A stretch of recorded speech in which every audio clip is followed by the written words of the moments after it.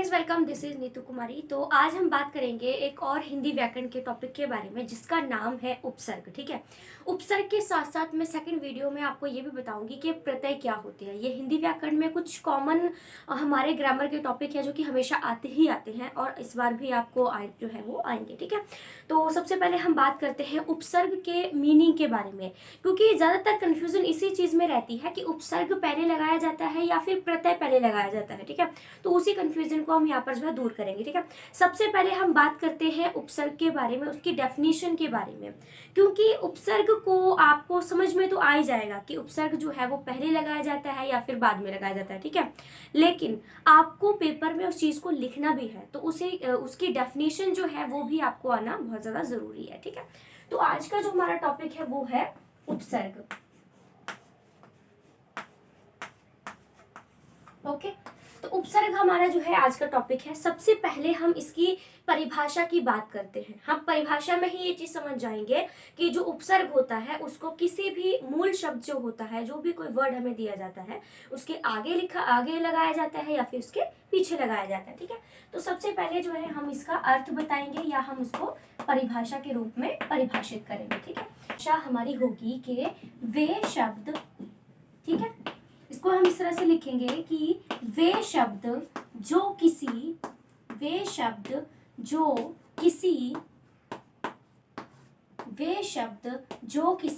मूल शब्द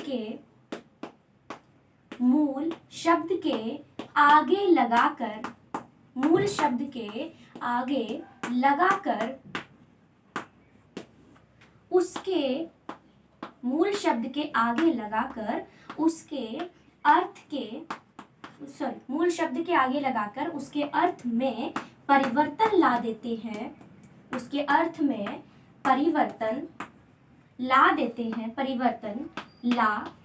हैं, उन्हें उपसर्ग कहते हैं। ठीक है। उन्हें या उसे उपसर्ग कहते हैं। ठीक है। तो ये हमारी डेफिनेशन है उपसर्ग की, क्योंकि हमें लिखना तो आता है, कई बार हमें समझ में तो आ जाता है लेकिन लिखने में कहीं ना कहीं थोड़ी सी दिक्कत रह जाती है। तो उपसर्ग की डेफिनेशन ये है। सबसे पहली बात ये है उपसर्ग में कि ये किसी भी वर्ड, जो भी हमें वर्ड दिया जाता है उसके आगे लगाया जाता है। ठीक है। लेकिन इस तरह से हमें आगे लगाना है इसको कि उसका मीनिंग जो है वो चेंज जरूर होना चाहिए, वही मीनिंग जो है वो थोड़ा सा नहीं रहना चाहिए। ठीक है। तो उपसर्ग की डेफिनेशन है कि वे शब्द जो किसी मूल शब्द के आगे लगाया जाता है या उसको आगे लगाकर उस वर्ड का मतलब जो है वही चेंज हो जाता है, उसमें थोड़ा बहुत परिवर्तन आ जाता है, तो हम उसे उपसर्ग कहते हैं। ठीक है। उसके बाद हम इसके कुछ एग्जाम्पल हैं उसकी भी हम बात करेंगे। ठीक है स्टूडेंट्स। ठीक है। क्योंकि ज्यादातर यही होता है कि कई बार ये भी चीज होती है कि हमें वो चीज समझ में तो आ जाती है लेकिन लिखना कैसे है वो हमें समझ में नहीं आता है। ठीक है। तो उपसर्ग की जो डेफिनेशन है वो ये है कि वे शब्द जो किसी मूल शब्द के आगे, मूल शब्द कौन सा होता है, वो होता है जो हमें वर्ड दिया जाता है कि इस वर्ड के आगे आप उपसर्ग या जो प्रत्यय है लगाओ और फिर उसका मीनिंग जो है बदल जाएगा। ठीक है। तो वो है कि जो किसी मूल शब्द के आगे लगाकर उसके अर्थ में परिवर्तन ला देते हैं, हम उसे क्या कहते हैं, हम उसे उपसर्ग कहते हैं। ठीक है। तो ये एक उपसर्ग की हमारी जो है वो डेफिनेशन हो जाती है कि जो उपसर्ग है उसे हम किस और नाम से जानते हैं। ठीक है। एक मिनट रुकिएगा। चलिए ठीक है। तो मुझे लगता है कि आपको जो उपसर्ग की डेफिनेशन है वो समझ में आ गई होगी। ठीक है। अब हम बात करते हैं इसके कुछ एग्जाम्पल के बारे में। आपको एग्जाम्पल से और चीजें जो है वो क्लियर हो जाएंगी कि इतना तो क्लियर हो चुका होगा कि जो उपसर्ग है उसको हम किसी भी वर्ड के आगे लगाते हैं। ठीक है। आगे लगाया जाता है। अब मैं यहाँ पर आपको कुछ एग्जाम्पल देती हूँ, उदाहरण देती हूँ। ठीक है। ठीक है। सबसे पहले मैं अगर एक एग्जांपल दूं, चलो मैं यहीं पे दे देती हूँ। ठीक है। वो है, हम पुत्र की बात करते हैं। ठीक है। अब पुत्र के आगे हम ऐसा क्या लगाएं। ठीक है। अब हमें लगाना है उपसर्ग। ठीक है। तो उपसर्ग बहुत सारे होते हैं, आप पूरा याद करोगे तो मुश्किल हो जाएगा। आप वर्ड के अकॉर्डिंग देखना कि पुत्र का अगर हमें कोई मीनिंग चेंज करने के लिए वर्ड लगाना है तो वो क्या हो सकता है। तो पुत्र के आगे अगर हम कु लगा देते हैं, कु, ठीक है, अगर हम इसके आगे कु लगा देते हैं तो ये क्या बन जाएगा, ये बन जाएगा कुपुत्र। कुपुत्र का मतलब सॉरी, कुपुत्र का मतलब पता है आपको क्या होता है? देखो, पुत्र तो नॉर्मल हमारा जो घर में बेटे होते हैं उनकी बात कर रहे हैं, लेकिन अगर हम कुपुत्र के आगे अगर हम कु लगा देते हैं, यानी जो वर्ड है हमारा कुपुत्र बन जाता है, तो उसका क्या मतलब होता है? उसका ये मतलब होता है कि एक ऐसा बेटा जो कि लाइटिंग की अरेंजमेंट, ठीक है, तो पुत्र के आगे अगर हम कु लगा देते हैं तो वो क्या बन जाएगा? कुपुत्र बन जाएगा, ठीक है। इसका अपोजिट ही मीनिंग बदल जा रहा है ना, क्योंकि हमारे क्या बोल रहा है कि उपसर्ग जो है वो हमें किसी वर्ड के सामने ऐसे लगाना है जो कि उसका मीनिंग चेंज कर दे, ठीक है, उसके जो अर्थ है उसमें परिवर्तन ला दे। तो पुत्र तो नॉर्मल होता है, लेकिन अगर हम उसके सामने कुपुत्र लगा देते हैं तो कुपुत्र क्या होता है? एक नेगेटिव वर्ड हो जाता है। कुपुत्र एक बुरा बेटा होता है, पुत्र एक अच्छा बेटा होता है, ठीक है। तो जो पुत्र है वो एक पॉजिटिव वर्ड है, लेकिन अगर हम इसके सामने कु लगा देते हैं तो वो क्या हो जाता है? वो एक नेगेटिव वर्ड हो जाता है, ठीक है। अगर मैं एक और एग्जांपल की बात करूं, अगर मैंने यहाँ पे लिखा है बल, ठीक है, अब बल के आगे मुझे क्वेश्चन पेपर में जो है दिया गया है कि बल के आगे उपसर्ग लगाकर इसका अर्थ चेंज करो, तो आप लोग इसके आगे क्या लगाओगे? सोचो, जिससे इसका मीनिंग चेंज हो जाए। देखो, बल क्या होता है? बल एकदम बहुत मजबूती वाला किसी व्यक्ति को हम जो है वो बली कह सकते हैं, ठीक है।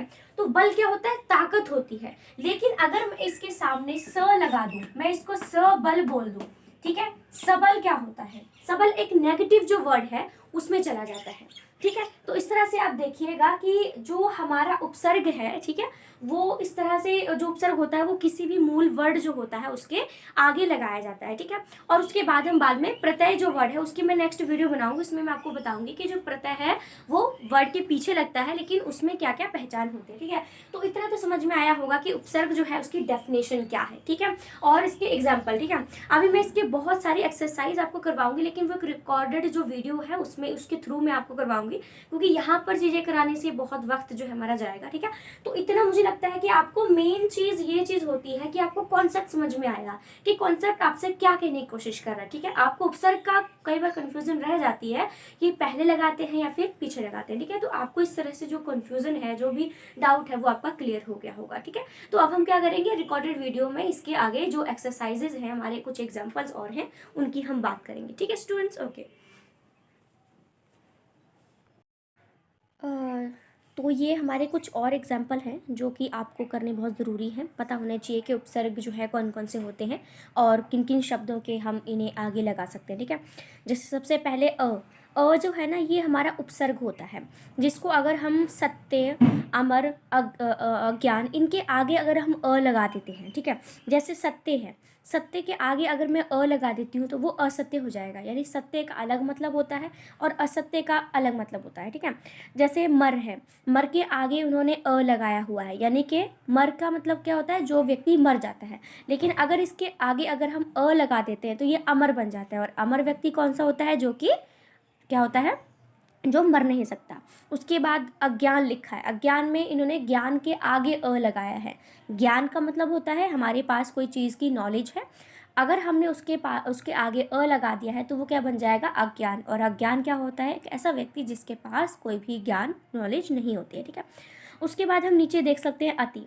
अति जो होता है, अति का मतलब बहुत ज़्यादा होता है, ठीक है। अगर हम इसको अति को और भी बहुत सारी चीज़ों के आगे लगा देते हैं तो उसका मीनिंग चेंज हो जाता है। एग्जाम्पल देख सकते हैं, जैसे अत्याचार है, अत्याचार के अगर आगे हम अति प्लस आचार कर देते हैं तो वो हमारा अत्याचार हो जाता है।